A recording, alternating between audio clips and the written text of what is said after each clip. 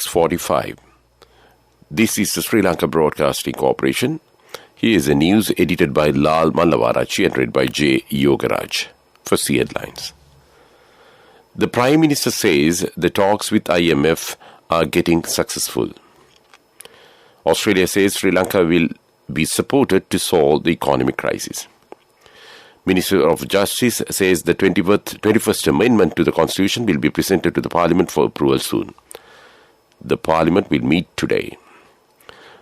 Sri Lanka has paid its attention on creating an export-oriented economy. The numbers of flights operating between China and Sri Lanka will be increased. News overseas, Zelensky says Africa is a hostage of Russia's war on Ukraine. In sports, the fourth ODI between Sri Lanka and Australia will be played in Colombo this evening. And those are the headlines.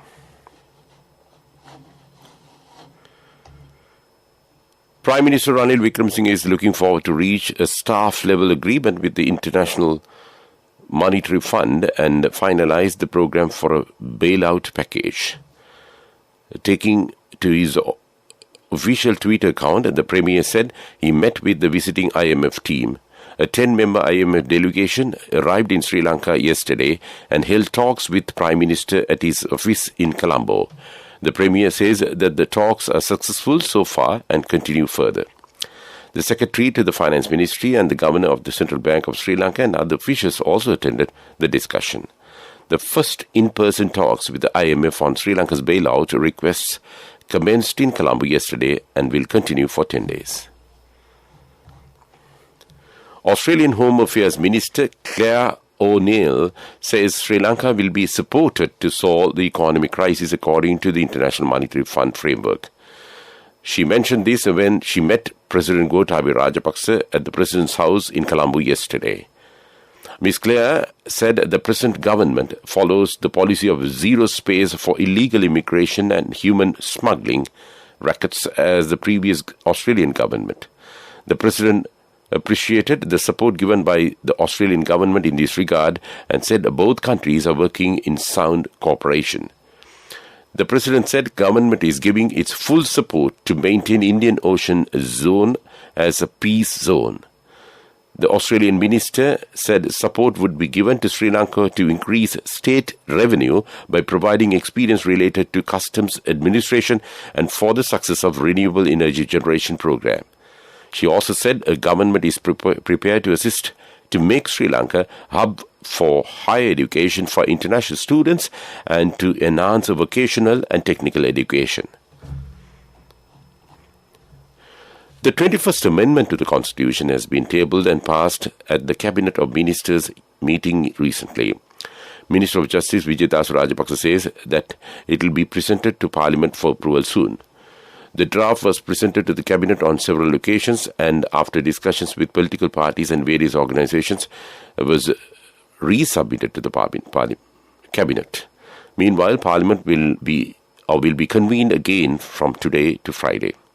The adjournment debate on the first report of the Committee of Public Enterprises pertaining to the second session of the 9th Parliament, which was tabled in Parliament on March 8th, will be held on March 23rd from 11 a.m. to 5:30 p.m., Secretary General of the Parliament Dhammika Dasanayake said.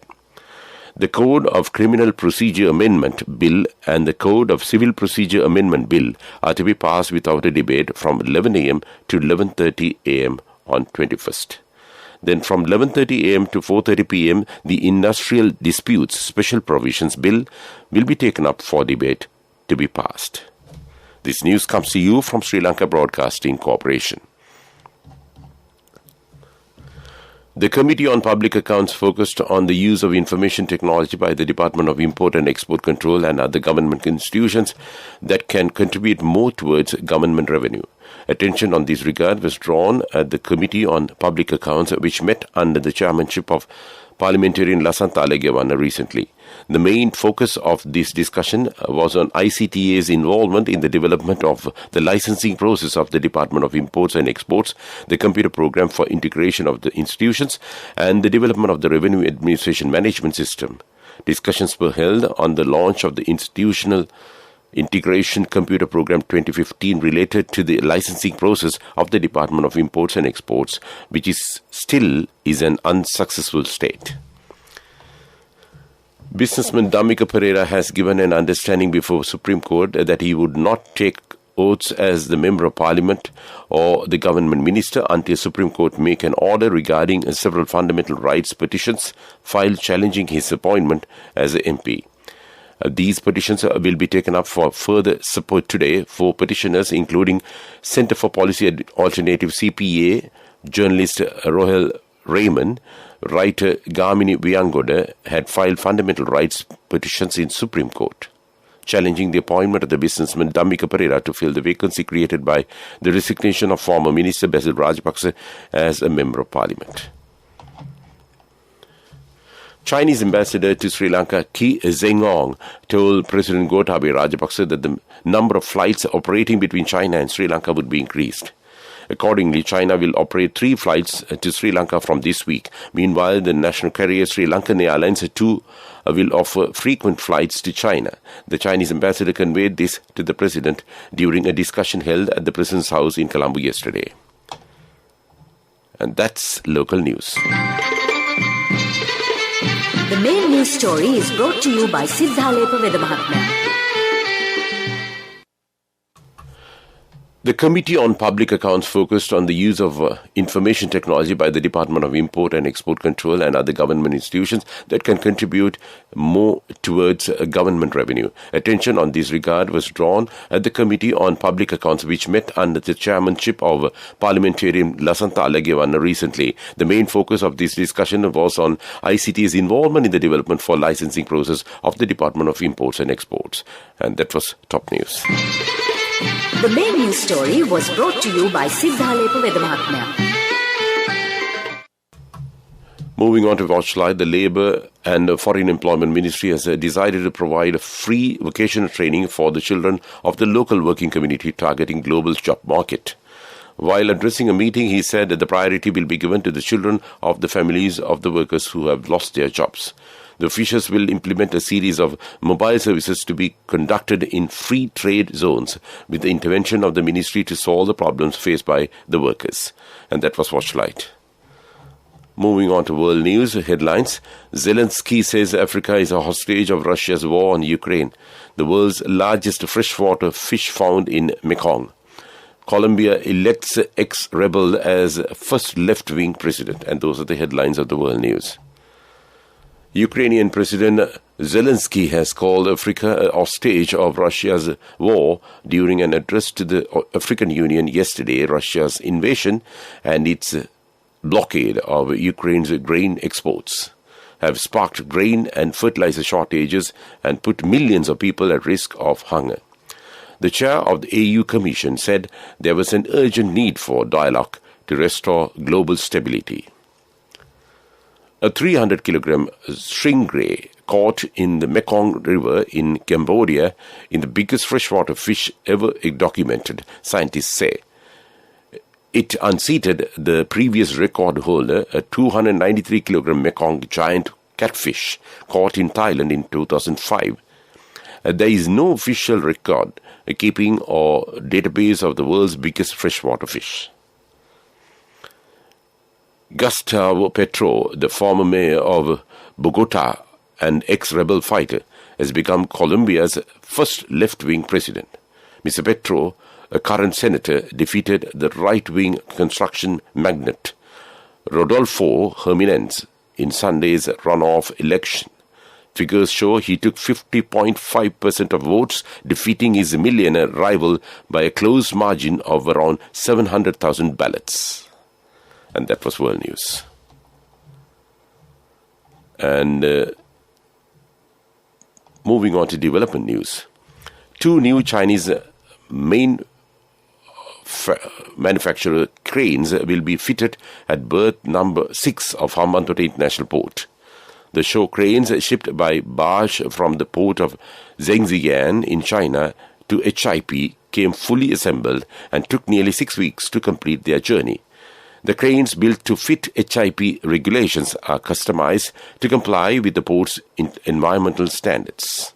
And that was development news. Sports news is brought to you by Sampath Bank. We present your future. The fourth ODI between Sri Lanka and Australia will be played in Colombo this evening. A cheerful Sri Lanka looked to close out the series win by winning the match, but Australia searched for right balance by winning this. However, Sri Lanka has heaped the pressure on Australia during this tour. 143rd Battle of Blues between Royal College Colombo and St. Thomas's College Mount Lavinia is scheduled to be played on the 21st and 22nd, 23rd of July 2022 at the Sinhalese Sports Club SSC grounds, Colombo. And this is the oldest uninterrupted cricket series in Sri Lanka and the second oldest in the world. And that was sports news. Cash through NSP globally and win wonderful gifts locally. From October 1st, 2021 to December 31st, 2022. Remit a minimum of $100 or an equivalent amount in any foreign currency 3 times through NSB U Trust. Business News, sponsored by National Savings Bank, the safest place for your money. Sri Lanka's low-grown Ceylon tea's prices fall to 1,369.89 rupees a kilogram in the June second week auction from the previous week's record 1,506 rupees a kilogram. Industry data showed as the currency collapsed steeply following mistargeted interest rates and the botched float with a surrender requirement. In the last week's auction sale on June 8, low-grown averaged $3.28 a kilogram, up from $2.98 a year earlier. And that was Business News. Business News, sponsored by Cash through NSP globally and win wonderful gifts locally. Will you be the lucky winner of the NSP Golden Jubilee? 50 gold sovereigns for the top prize winner of the NSP Golden Jubilee. Scooters for the 10 second prize winners. iPhones for the 10 third prize winners. Mountain bikes for the 29 fourth prize winners. From October 1st, 2021 to December 31st, 2022.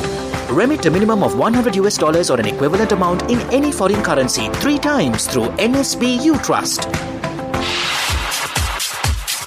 Economic news, courtesy of Saving money isn't easy when you have responsibility. That's why we promise to give you the best returns and guarantee on your investment. LOLC Finance Fixed Deposits. Maximize your savings. LOLC Finance PLC, incorporated on the 13th of December 2001, is rated SLA stable by ICRA Lanka Limited and is licensed by the Monetary Board of the Central Bank of Sri Lanka under the Finance Business Act No. 42 of 2011.